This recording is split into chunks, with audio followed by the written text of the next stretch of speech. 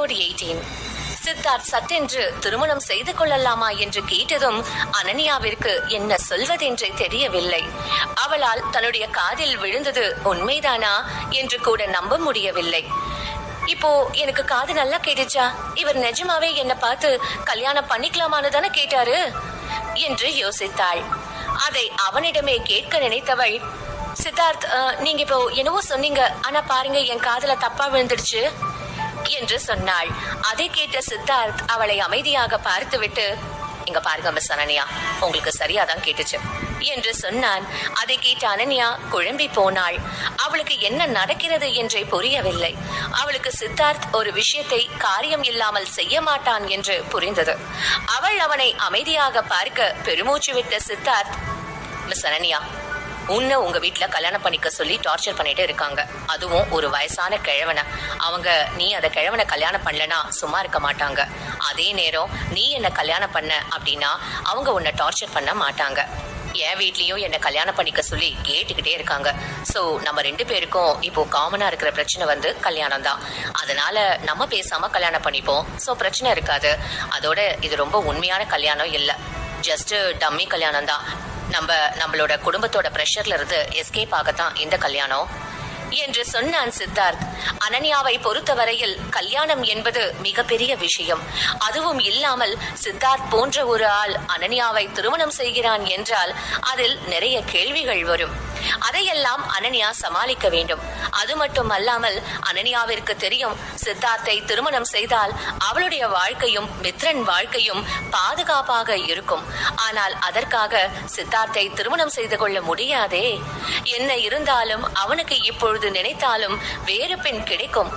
அதனால் அவள் சித்தார்த்தை திருமணம் செய்வது என்பது இருக்கும் பிரச்சனையை இன்னும் அதிகமாக்குமோ என்றுதான் தோன்றியது. அவள் அமைதியாக சித்தார்த்தை பார்த்து, மிஸ்டர் சித்தார்த், நான் கேட்கிறேன்னு தப்பா நினைச்சுக்காதீங்க.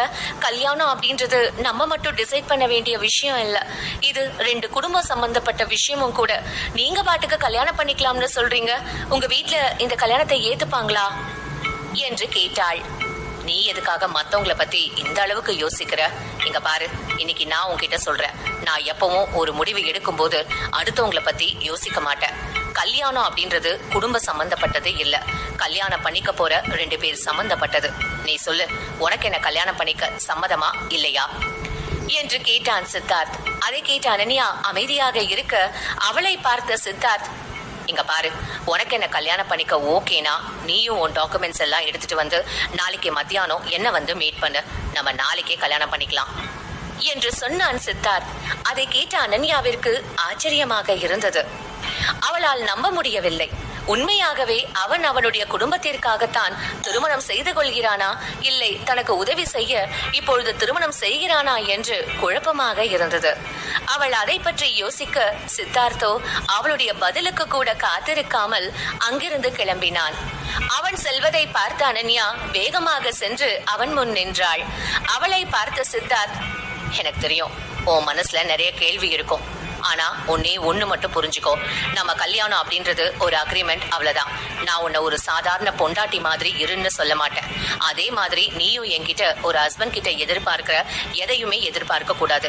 நம்ம 2 பேரும் கல்யாணம் ஆனாலும் ஒரு ஸ்ட்ரேஞ்சர் மாதிரி தான் இருக்க போறோம். சோ நீ அதை நினைச்சு கவலைப்பட வேண்டாம். அதோட நீ இப்போ உன்னை பத்தி மட்டும் இல்ல, கொஞ்சம் உன் பையனை பத்தியும் யோசி. இதுக்கு முன்னாடி அவனை கடத்தினப்போ நான் காப்பாத்தினேன், ஆனா அடுத்த முறை இந்த மாதிரி நடந்தா யார் காப்பாத்துவா? சோ அதையெல்லாம் யோசிச்சு பாரு. கல்யாணம் தான் நம்ம பிரச்சனையை தீர்க்க சரியான வழி என்று சொன்னான் சித்தார்த். அவன் அதை சொல்லிவிட்டு அனன்யாவின் பதிலுக்கு கூட காத்திருக்காமல் சென்று விட்டான். ஆனால் பாவம் அனன்யாதான் தன்னுடைய தூக்கத்தை மொத்தமாக தொலைத்து இருந்தாள். அவளுக்கு சித்தார்த் சொன்ன ஐடியா சரி என்று தான் பட்டது. ஆனால் தன்னுடைய சந்தோஷத்திற்காக சித்தார்த் வாழ்க்கையில் விளையாடுகிறோமோ என்றும் அவளுக்கு தோன்றியது.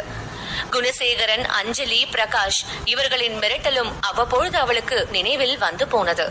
அவள் மனதில் இருந்த குழப்பம் எல்லாம் தான் சித்தார்த்தை திருமணம் செய்வது சரியாக இருக்குமா என்றுதான். அவள் தன்னுடைய சூழ்நிலையை காரணமாக சொல்லி சித்தார்த்திற்கு தொந்தரவு செய்யவில்லை. அவள் அப்படியே ஆழமாக யோசித்துக் கொண்டே இருக்க நேரம் அது பாட்டுக்கு சென்று விடிந்தும் விட்டது. கடந்த சில நாட்களாக மித்ரன் அனன்யாவுடன் சுற்றி கொண்டு இருந்ததால் அவனும் அசதியில் நன்றாக உறங்கிக் கொண்டு இருந்தான். அவனை பார்த்தவள் அன்பாக அவன் நெற்றியில் முத்தம் கொடுத்தாள். அதன் பிறகு அவள் கம்பெனிக்கு மதியம் செல்ல தேவையானவற்றை எல்லாம் எடுத்து வைத்துக் கொண்டு இருந்தாள். அப்பொழுது கதவு தட்டப்படும் சத்தம் கேட்டது. சித்தார்த் வந்தபோது கூட அவன் மெதுவாகத்தான் கதவை தட்டினான். ஆனால் இப்பொழுது கதவானது உடைந்து விழும் அளவுக்கு தட்டப்பட்டது. காலையிலேயே பிரச்சனை வாசலுக்கு வந்துவிட்டது என்பதை உணர்ந்தவள் அமைதியாக சென்று கதவை திறந்தாள். அங்கே வாசலில் அனன்யாவின் அப்பா குணசேகரன் தான் நின்று கொண்டு இருந்தார்.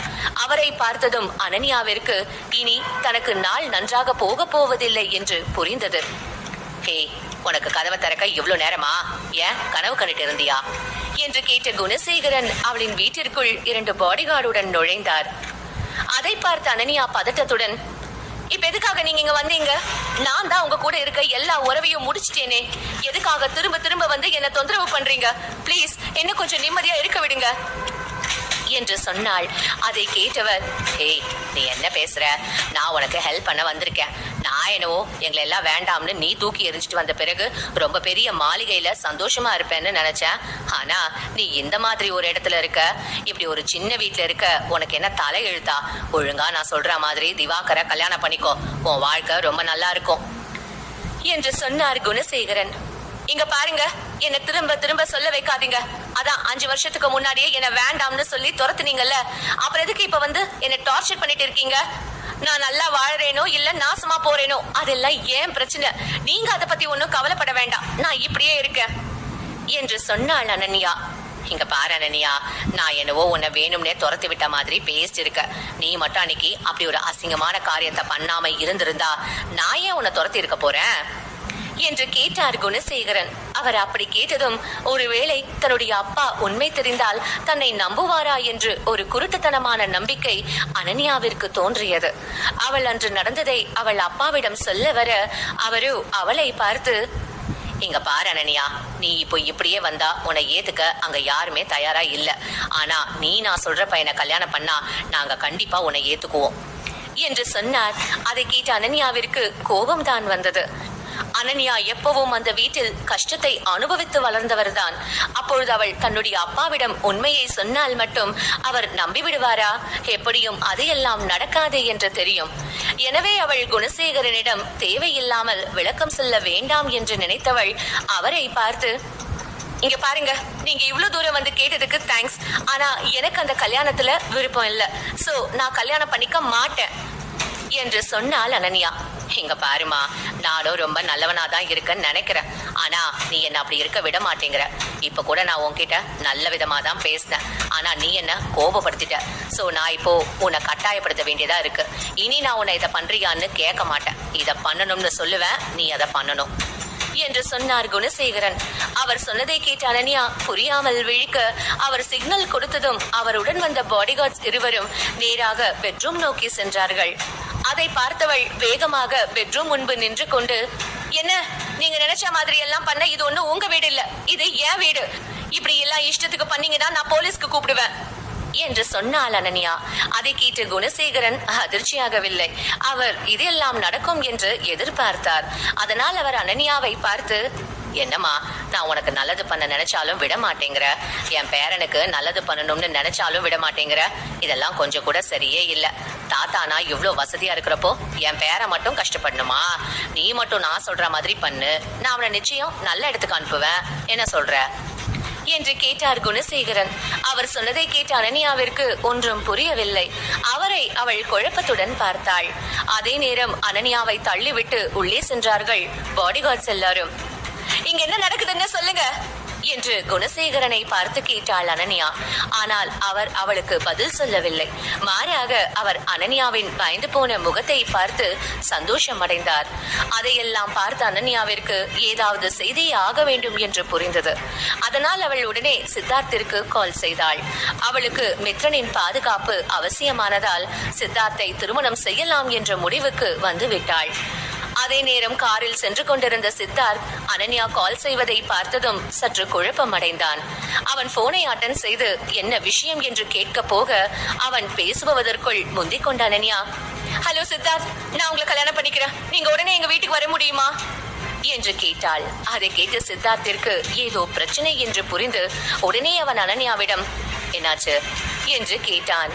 அது சில பேர் எங்க வீட்டுக்கு வந்திருக்காங்க, அவங்களால நானும் மித்ரனும் ஆபத்துல இருக்கோம், ப்ளீஸ் நீங்க கொஞ்சம் உடனே வாங்க என்று சொன்னாள். அனன்யா அவள் பாத்ரூமில் மறைந்திருந்து பேசினாள். அவளுக்கு மிகவும் குறைவான நேரம்தான் இருந்தது. அது அவள் பதட்டத்தில் வெளிப்பட்டது. சித்தார்த் அனன்யாவிடம், நீ டென்ஷன் ஆகாம இரு, இன்னும் கொஞ்ச நேரத்துல நான் வந்துடுறேன் என்று சொன்னான். அனன்யா பாத்ரூமில் இருந்து வெளியே வந்தாள். அவளுக்கு சித்தார்த் வருவான் என்று சொன்னதால் சற்று நிம்மதியாக இருந்தது. அதே நேரம் அவள் மீண்டும் ரூமிற்கு வரும்பொழுது அவள் கண்ட காட்சி அவளை கோபம் கொள்ள செய்தது. பாவம் மித்ரன் கை கால்கள் கட்டப்பட்டு சோஃபாவில் இருந்தான்.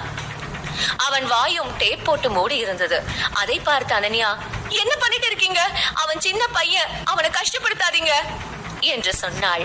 அதை கேட்ட குணசேகரன், இங்க பாரு, நான் யாரையும் கஷ்டப்படுத்த எல்லாம் நினைக்கல, ஆனா நீ என் பேச்சை கேட்டு நடந்துக்கோ, அப்போ இங்க இருக்க யாருக்கும் பிரச்சனை இருக்காது என்று சொன்னான். அதை கேட்ட அனன்யா, வயசாச்சு, கொஞ்சம் கூட அறிவில்லையா என்று கேட்டபடி குணசேகரன் அருகில் வர அவளை பாடிகார்ட் பிடித்துக் கொண்டார்கள்.